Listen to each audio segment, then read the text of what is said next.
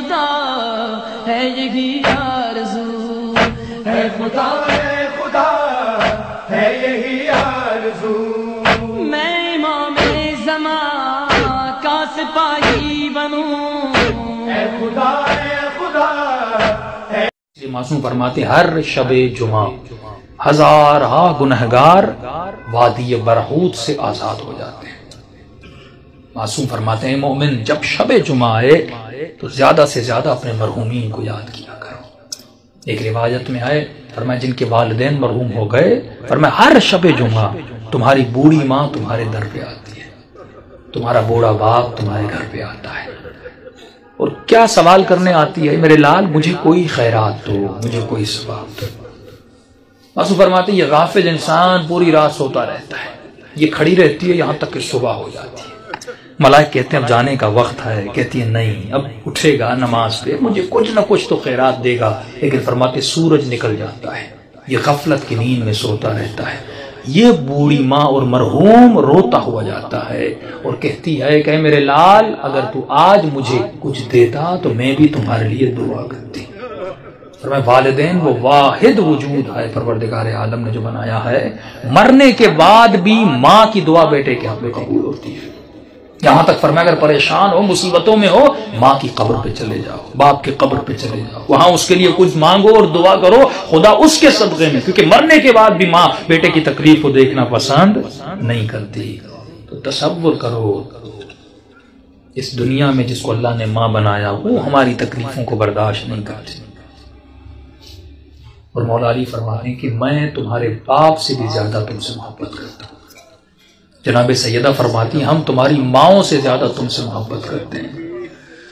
امام رضا فرماتا ہے مومن اگر امام سمجھ کے ہم سے باتیں نہیں کر سکتا تو باپ سمجھ کے بات نہیں کر، باپ سمجھ کے نہیں کر سکتا، بھائی سمجھ کے بات نہیں کر، بھائی سمجھ کے بات نہیں کر سکتا، یہاں تک فرمایا دوست سمجھ کے بات نہیں کر، کبھی ہم سے ناراض نہ ہوا کر۔ ایک مولا کا چاہنے والا گنہگار تھا، ساتویں امام کا زمانہ تھا، گلی پتلی سی تھی اور شراب کی اس میں عادت تھی، ہاتھ میں شراب تھا اور آگے بڑھ رہا تھا، سامنے امام کو آتے ہوئے دیکھا، شرمندہ ہوا کہ مولا کو کیسے میں فیس کروں گا، اس نے فوراً اپنا چہرہ دیوار کی طرف کر دیا تاکہ مولا گزر جائے اور مجھے نہ دیکھیں۔ امام جیسے آئے اس کے قریب آئے، اس کی پیٹھ پہ ہاتھ لگایا، کہا کہ اپنا منہ کیوں پھیرا ہے؟ فوراً اس نے چہرہ امام کا مولا میں نے دیکھا نہیں، بہانہ بنایا۔ تو امام نے کہا ہاتھ میں کیا ہے؟ جھوٹ بولتا مولا سے، جس نے کہا کیسے بتاؤں ہاتھ میں شراب؟ اس نے جھوٹ بولا کہ مولا میرے ہاتھ میں شراب ہے، میرے ہاتھ میں دودھ ہے۔ تو امام نے کہا اگر دودھ ہے تو تھوڑا ہمیں بھی پلا، ہم بھی پینا چاہتے ہیں۔ اب کہتا ہے میرے ہاتھ کانپ رہے تھے، تھا تو شراب اس برتن میں، کروں تو کیا کروں؟ کہتا جیسے میں نے اس برتن سے اس شراب کو اتارا تو وہ دودھ میں بدل گیا۔ امام نے ایک جملہ کہہ کر آگے ہو کر گزر گئے، فرمایا تو میرا چاہنے والا ہے، ایسا رہو جیسا ہمیں پسند ہے۔ دوسری بات امام نے کہا خبردار کتنے بھی گنہگار کیوں نہ ہو جاؤ لیکن کبھی بھی ہم اہل بیت سے پیٹ نہ دیا کرو۔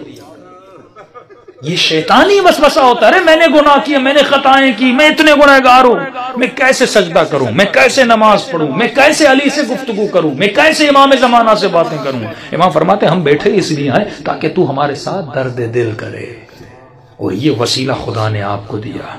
امام رضا فرماتے ہیں ہمارے چاہنے والوں چھوٹی چھوٹی باتوں کے لیے ہمیں ہماری سیدہ فاطمہ کا واسطہ نہ دیا کرو، کیونکہ ہم ہر مصیبت برداشت کرتے ہیں لیکن اپنی دادی کی مصیبت برداشت ہم سے نہیں ہوتی۔